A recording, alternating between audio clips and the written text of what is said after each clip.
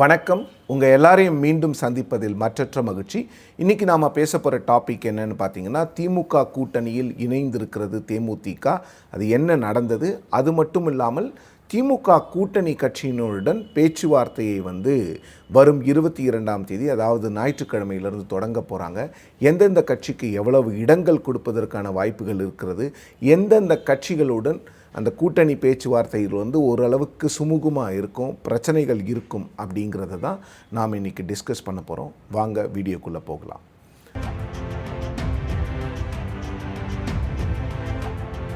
கிட்டத்தட்ட 1.5 மாதம் சஸ்பென்ஸை மெயின்டைன் பண்ணிகிட்டு இருந்த தேமுதிகவினுடைய பொதுச் செயலாளர் திருமதி பிரேமலதா விஜயகாந்த் அவர்கள் பிப்ரவரி 19ஆம் தேதி வியாழக்கிழமை அந்த சஸ்பென்ஸ்க்கு எண்டு வச்சுட்டாங்க.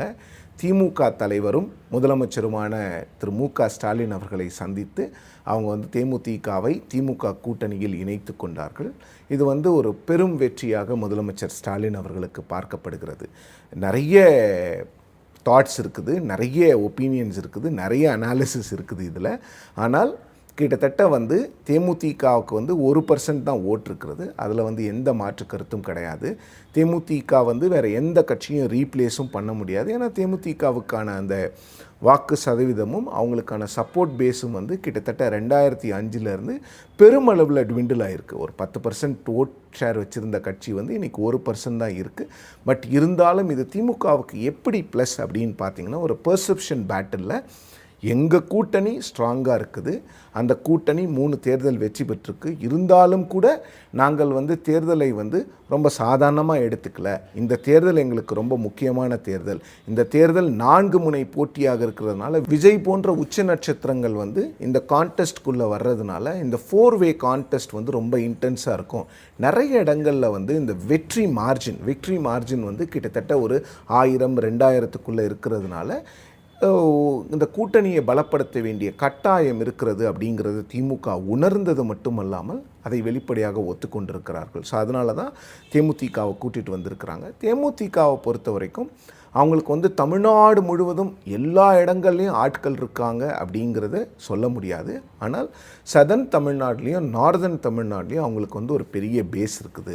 விஜயகாந்த் அவர்கள் விருதாச்சலம், ரிஷிவந்தியம் மற்றும் உளுந்தூர்பேட்டை 3 தொகுதிகளில் போட்டியிட்டார். 2 தொகுதிகளில் விருதாச்சலம், ரிஷிவந்தியத்தில் ஜெயித்தார்.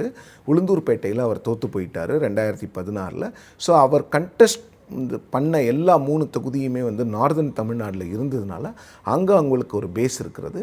இன்னொன்று சதர்ன் தமிழ்நாட்டில் பார்த்திங்கன்னா பிரேமலதா விஜயகாந்த் அவர்களுடைய சமூகமான நாயுடு சமூகத்தினுடைய அதிகமான பேர் சவுத் தமிழ்நாட்டில் நிறைய இடங்களில் ஸ்ப்ரெட் ஆகி கிடக்கிறதுனால அவங்களுக்கு அங்கேயும் ஒரு பேஸ் இருக்குது. அது மட்டும் இல்லாமல் தேமுதிகவுக்கிட்ட பூத்தில் வேலை செய்யக்கூடிய ஆட்கள் கிட்டத்தட்ட 34,000 பேர் இருக்கிறாங்க. காங்கிரஸ் கட்சியை விட அதிகமான பூத் ஏஜென்ட்ஸை தேமுதிக வச்சுருக்கு. இதெல்லாம் ஒரு அட்வான்டேஜாக டிஎம்கே பார்த்ததுனால தான் அவங்கள இந்த அலையன்ஸ்க்கு எப்படியாவது கூட்டிகிட்டு வந்திருக்காங்க.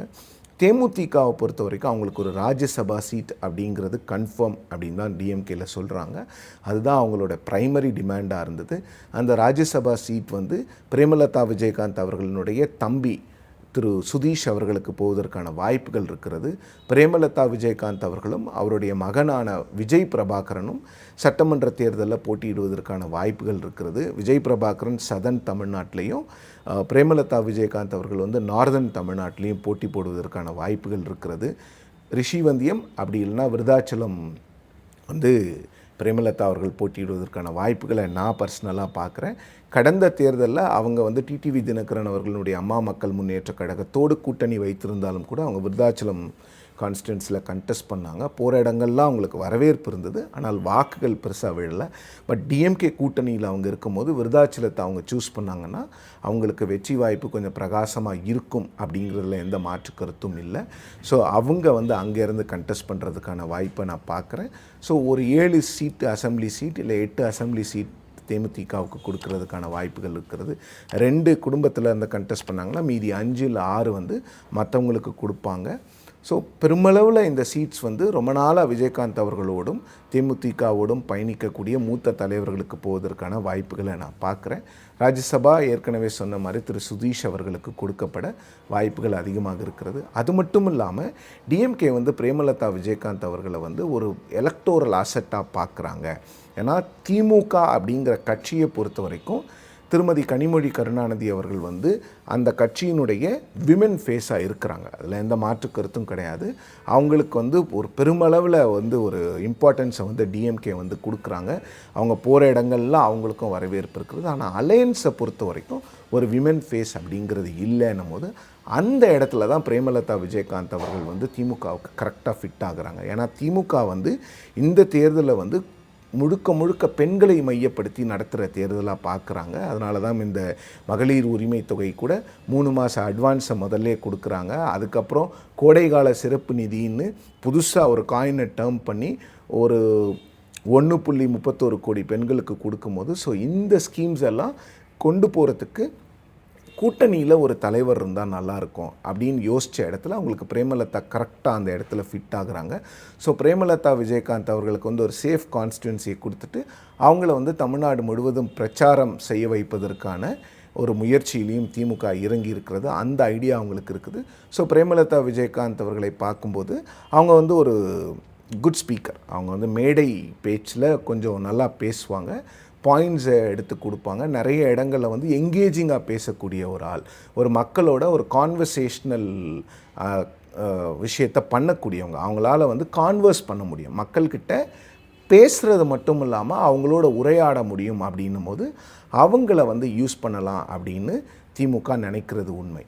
ஸோ தேமுதிகவுக்கு அடுத்து நாம் பேச போகிற கட்சின்னு பார்த்திங்கன்னா காங்கிரஸுக்கும் திமுகவுக்குமான உறவு நீடிக்குமா இல்லை முறிவுக்கு வருமா அப்படிங்கிறதா எல்லார் மனசுலையும் இருந்த கேள்வி, இருக்கக்கூடிய கேள்வி.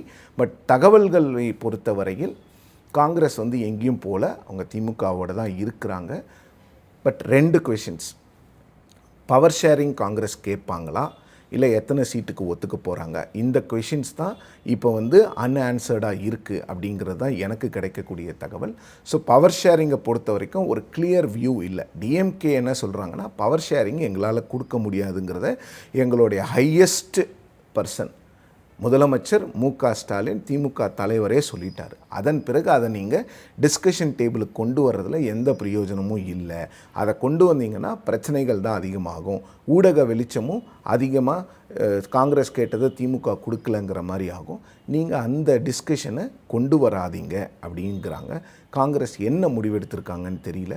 ஸோ சீட்ஸ் அப்படின்னு வரும்பொழுது கடந்த தேர்தலில் 25 சீட்ஸில் வந்து காங்கிரஸ் போட்டி போட்டாங்க. அதுவே கம்மி. ஏன்னா 2016 41 போட்டி போட்டாங்க. அதுலேருந்து ஒரு 16 இடங்கள் குறைவாக தான் 2021 காங்கிரஸ் வந்து கண்டெஸ்ட் பண்ணாங்க. ஸோ இந்த முறை அவங்க அதிகமான சீட்ஸ் கேட்குறாங்க. 28 சீட்ஸ் வரைக்கும் காங்கிரஸ்க்கு கொடுக்கறதுக்கு திமுக தயாராக இருக்குது அப்படிங்கிற தகவல்கள் ரொம்ப நாளாக இருக்குது. ஆனால் இப்போ கிடச்சிருக்கிற தகவல் என்னென்னு பார்த்தீங்கன்னா ஒரு 2 சீட் கூட, ஒரு 5 சீட் 25லேருந்து 30க்கு கூட நாங்கள் வந்து காங்கிரஸ்க்கு கொடுக்கறதுக்கு தயாராக இருக்கோம். ஆனால் காங்கிரஸ் வந்து அந்த பவர் ஷேரிங் விஷயத்தை பேசக்கூடாது, ராஜ்யசபா பேசிக்கலாம் அப்படிங்கிற இடத்துல தான் திமுக வந்து காங்கிரஸ்க்கு கன்வே பண்ணியிருக்காங்க. ஸோ 28 30 அப்படிங்கிற அந்த இடத்துல தான் காங்கிரஸ் வந்து டிசிஷன் எடுக்கணும். ஸோ அந்த டிசிஷனை காங்கிரஸ் எப்படி எடுக்க போகிறாங்க? அவங்க வந்து பவர் ஷேரிங் டிமாண்டை ஒட்டுமொத்தமாக கைவிட போகிறாங்களா இல்லை தேர்தலுக்கு பிறகு பார்த்துக்கலாம் அப்படிங்கிற ஒரு எக்ஸ்கியூஸோடு அவங்க அந்த இடத்துலேருந்து வெளியில் வர போகிறாங்களா அப்படிங்கிறத பார்க்கணும். பட் இதில் இன்னொரு தகவல் என்னென்னு பார்த்தீங்கன்னா திமுக வந்து 22ஆம் தேதி அதாவது ஞாயிற்றுக்கிழமை வந்து கூட்டணி கட்சியினருடன் பேச்சுவார்த்தை தொடங்கும் சொல்லியிருக்கிறாங்க. முதல்ல காங்கிரஸை கூப்பிட மாட்டாங்க. இதை காங்கிரஸ் தலைவர்களே சொல்கிறாங்க. ஏன்னா சின்ன சின்ன கட்சிகளை முடிச்சுட்டு பெரிய கட்சிக்கு வர்றது தான் வழக்கம்.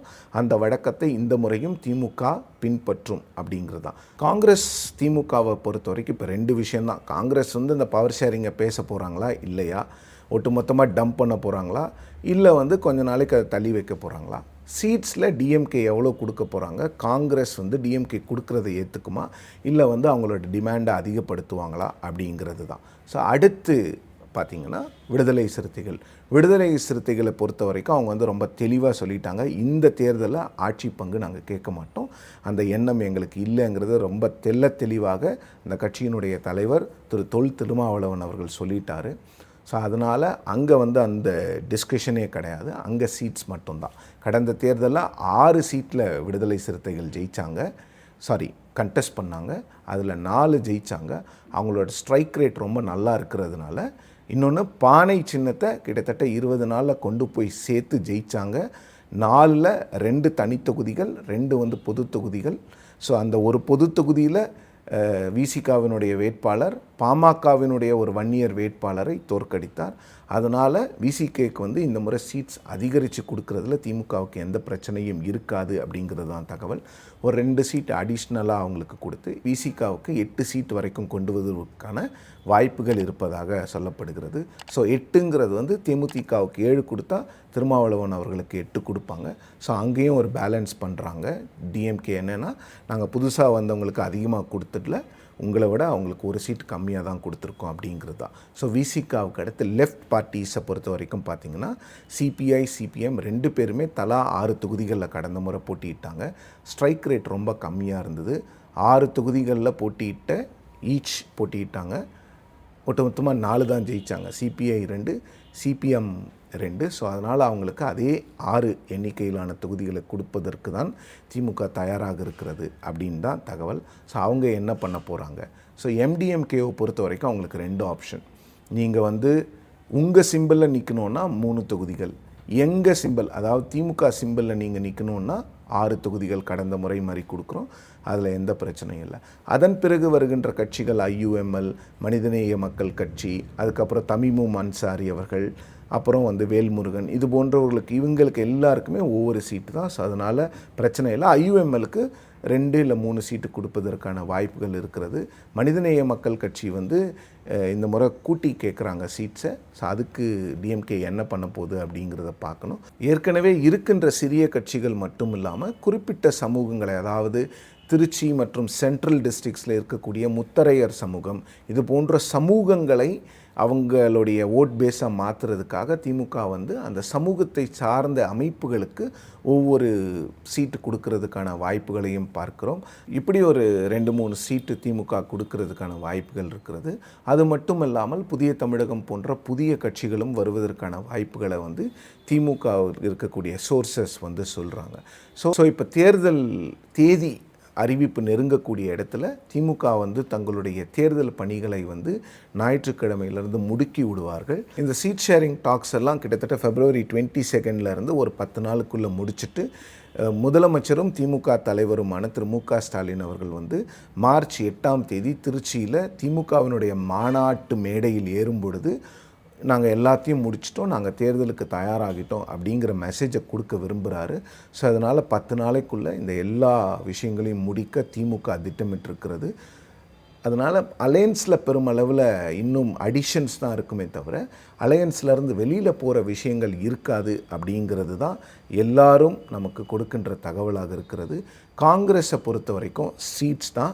அந்த சீட் ஷேரிங்கை எப்படி டிஎம்கேவும் காங்கிரஸும் ஹேண்டில் பண்ண போகிறாங்க அப்படின்னு பார்க்கணும். மற்ற கட்சிகளுக்கும் ஏற்கனவே நான் சொன்னது மாதிரி ஒரு சிலருக்கு அதிகமாக கிடைக்கும், ஒரு சிலருக்கு அதே எண்ணிக்கையில் கிடைக்கும். ஆனால் யாருக்கும் பெரிதாக சீட்ஸ் வந்து குறைக்கப்படாது அப்படிங்கிறது தான் திமுகவிலிருந்து வருகின்ற தகவல். ஸோ தேமுதிகவையும் கூட்டிகிட்டு வராங்க, மற்ற கட்சிகளுக்கும் சீட்ஸை குறைச்சி கொடுக்காமல் இருக்கிறாங்க அப்படின்னா அப்போ திமுக தான் தங்களுடைய எண்ணிக்கையை குறைச்சிக்கணும். அதுக்கு வந்து திமுக தயாராக இருப்பதாக தான் தெரிகிறது. ஸோ அது மூலமாகவும் ஒரு மெசேஜ் சொல்ல வராரு சிஎம் அப்படின்னு டிஎம்கேயில் இருக்கிறவங்க சொல்கிறாங்க. அது என்னென்னா, நான் வந்து கூட்டணி கட்சிகளை கொண்டு வந்தாலும் புதுசாகவும் கட்சிகளை கூட்டிகிட்டு வரோம், இருந்தாலும் கூட பழைய கட்சிகளுக்கு வந்து நாங்கள் சீட்டையே குறைக்கல அப்படிங்கிறது மூலம் சிஎம் இன்னொரு மெசேஜ் சொல்ல வராருன்னு டிஎம்கேயில் சொல்கிறாங்க. என்னென்னு பார்த்தீங்கன்னா, கடந்த ஒரு 8 வருஷமாக எங்களோட பயணித்தவங்களுக்கு நாங்கள் சீட்டு குறைக்கல, புதுசாக வந்தவங்களுக்கு சீட்டு கொடுக்குறோம். அப்போது அந்த எங்கள் இடத்துல இருந்து தான் நாங்கள் எங்களுடைய சீட்ஸை தான் நாங்கள் கொடுக்குறோமே தவிர நாங்கள் வந்து உங்ககிட்டேருந்து எடுத்து அவங்களுக்கு கொடுக்கல.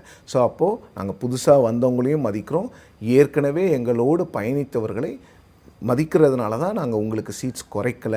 ஸோ இப்படி தான் ஒரு யூனிட்டியை கொண்டு வர முடியும் அப்படின்னு சிஎம் நினைக்கிறதா நமக்கு தகவல்கள் இருக்கிறது.